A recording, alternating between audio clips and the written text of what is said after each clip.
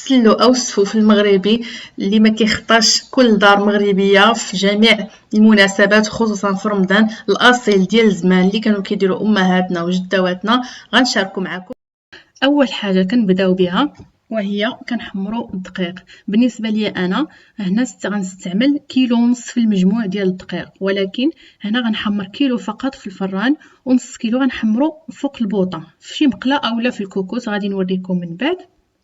كناخد كيلو ديال الفورس، تكون نوعية مزيانة، كنفرشها هكا في لاطة الفران وكندخلها تحمر. في الاول كنشعل الفران على 200 درجه حتى كيسخن. ملي كيبدا كيبان ليا بدا كيتحمر كنبدا نقص من العافيه. انا كنتحكم في السخونيه ديال الفران على حسب، الا شفتو غيغلبني كنقص من الحراره. وبالنسبه للبنات اللي كيغلبهم الفران، يمكن لكم ديروه فوق البوطه يا اما في كوكوت يا اما في شي مقله هكا واسعه ولكن تكون ثقيله باش ما تحرقوش لكم دغيا. المهم حتى ياخذ اللون الذهبي، وصراحه راه في المقله اسهل من الفران بزاف وما كياخذش الوقت بزاف بحال الفران.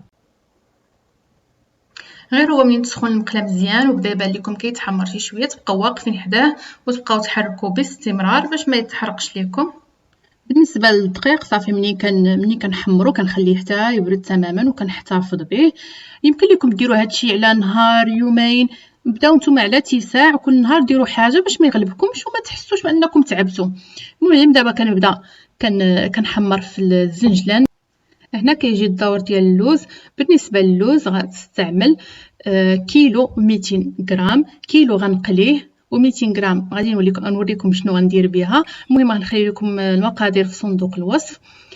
كيلو ديال اللوز كنسلقو شي شويه، واحد 2 دقائق ولا 3 في الماء في الماء طبعا.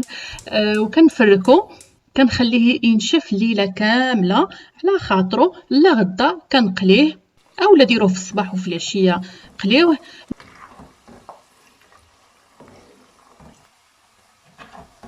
بالنسبه للوز راه كنقليوه في زيت بارده، يعني كنخويو عليه الزيت، ماشي نسخنوها عاد نلوحو اللوز، لا كنزيدو عليه الزيت بارده وعاد كنشعلو عليهم البوطه بجوج باش كيتحمر لينا من الداخل ومن برا. اما ملي نقليوه في زيت سخونه كيتحمر من برا ومن الداخل ما كيجيش، كيبقى رطب شويه. دابا كناخذ هنايا حبه حلاوه والنافع. هذه حبه حلاوه هي اللي كتكون الحبه ديالها لونها مغلوق شويه على النافع، وكتكون حبيباتها مكركبين وصغار. ماشي كنحمرهم ولكن غير كنصهدهم شي شويه، ما تخليهمش حتى يتحمروا، راه كيتبدل المذاق ديالهم وكيوليو كيطلقوا المرار، ما كيجوش مزيانين. لذلك غير صهدوهم باش يطحنوا لكم مزيان. وهذا النافع حتى هو نفس الشيء، غير كنصهدو شي شويه وغنحيدو. هادو ما حبه حلاوه والنافع. دابا غادي نطحنهم مزيان حتى يتنيلوا.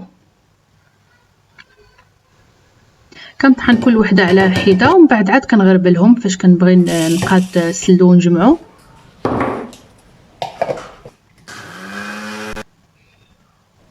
هذا النافع حتى هو. دابا جا وقت الزنجلان. كنحيد منه زلافه كبيره، كنخليها صحيحه تقريبا 400 حتى 500 غرام ديال الزنجلان من اصل كيلو 200 غرام. كنخليها صحيحه، والشي الاخر كنطحنوه تماما حتى كيتنيل مزيان. المقادير اللي كنستعمل معكم اليوم هما ديال كيلو ونص ديال الفورس. سبق لي شاركت معكم مقادير ديال كيلو ديال الفورس، الا بغيتو راه غنخلي لكم الرابط في صندوق الوصف باش تشوفوهم. ونخلي لكم كذلك مقادير ديال كيلو ديال الفورس. بالنسبه للوز حتى هو بنفس الطريقه ديال الزنجلان، كناخذ منه زلافه كبيره، غادي نهرمش هاد الزلافه تقريبا 400 حتى 500 غرام من اصل كيلو ديال اللوز. غادي نهرمشهم، ماشي بالضروره يبقاو قطع صغيره، واخا يبقاو قطع كبيره ماشي مشكل، بالعكس ديك التقرميشه كتجي زوينه ملي كنكونوا كناكلوا في السلو، كتجي لذيذه بزاف.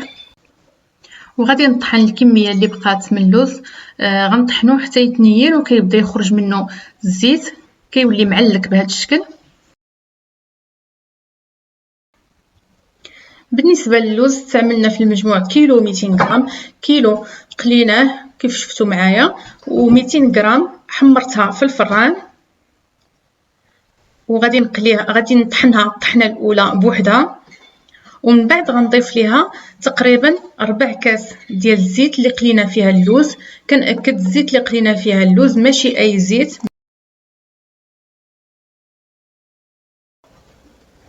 بالنسبه للزبده، في كيلو ونص ديال الدقيق غادي نحتاجو 600 غرام ديال الزبده. زبده من اصل حيواني ماشي زبده نباتيه، كنأكد زبده من اصل حيواني، كمثال سونترال اولا ديال العبار. كندوبها، ملي كتبدا كتذوب كنلاحظوا بانها كتطلع واحد الكشكوشه بيضاء، طبقه بيضاء ديال الحليب. كنبداو كنحيدوها.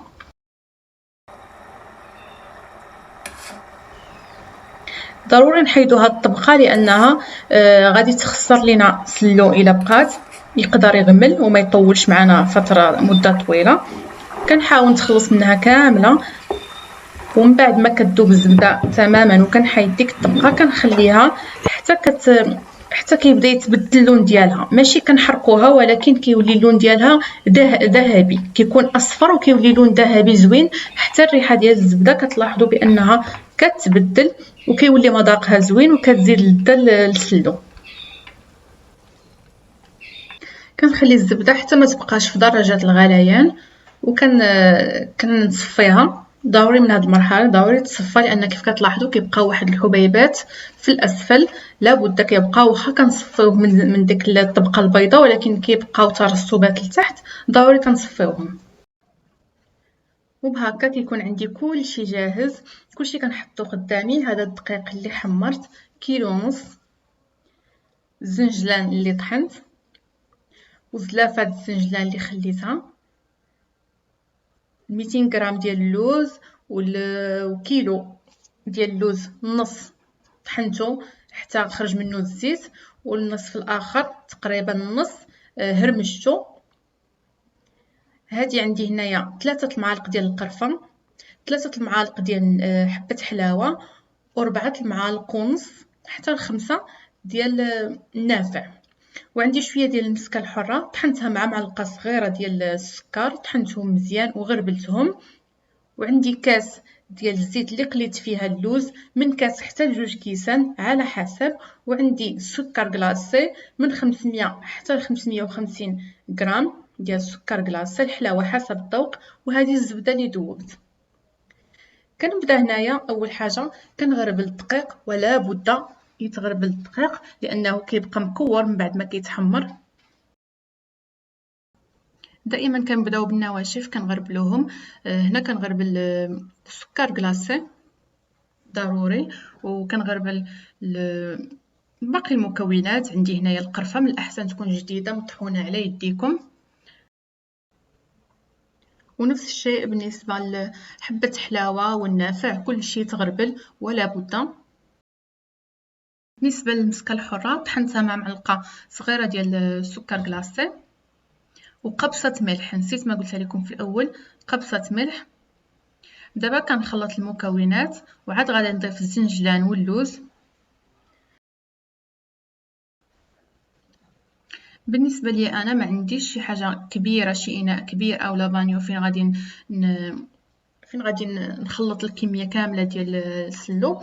لذلك غادي نقسم هذه الكميه على جوج باش نقدر نتحكم فيها ونعركو على خاطري. داكشي علاش غتلاحظوا دابا غندير في القصريه وغنقسم الكميه الاخرى. غتلاحظوا بانني كندير غير نص الكميه هنا، النص الاخر راه كنديرو في الجهه الاخرى. هنا كنصفي الزبده، ولا بد عاوتاني كنعاود نصفيها باش نتاكد بان ما فيهاش الحبيبات محروقين. وهنايا كيف العاده راه غادي نبدا كنخلط وكنعرك بيديا. حاولوا تخدموا في شي بانيو يكون كبير باش تاخذوا راحتكم فيه وتعركوه، كيبغي شويه هو الخدمه، كيبغي العريك. هنا كيف شفتوا راني ضفت المكونات كاملين وخلطتهم، ولكن باقي ما ضفت الزيت. الزيت كنخليوه هو لاخر مرحله حتى كنخلطوا كلشي ونعركوه، عاد كيبان لينا الكميه اللي غادي نحتاجو. ما نزيدوش الزيت من الاول باش ما يجيناش مزيت بزاف وطالع منه الزيت، عاوتاني ما غيجيش شكلو مزيان. حتى كنعركو عاد كنبداو كنشوفوا عيننا ميزاننا حسب الذوق. بالنسبه لي انا هنا في هذه الكميه متخليه 2 كيسان ديال الزيت، تقريبا كاس ديال العنبه هذاك. 2 كيسان ديال الزيت ضروري بالنسبه ليا، كيعطيه مذاق. الزيت اللي قلينا فيه اللوز كنأكد كيزيدو مذاق وكيعطيه واحد اللمعه وما كيخليهش يجمد لينا لاننا مستعملين الزبده. وكتكون هذه هي الطريقه ديالي، راه كيجي معلك ولذيذ. ان شاء الله غادي تجربوه ويعجبكم.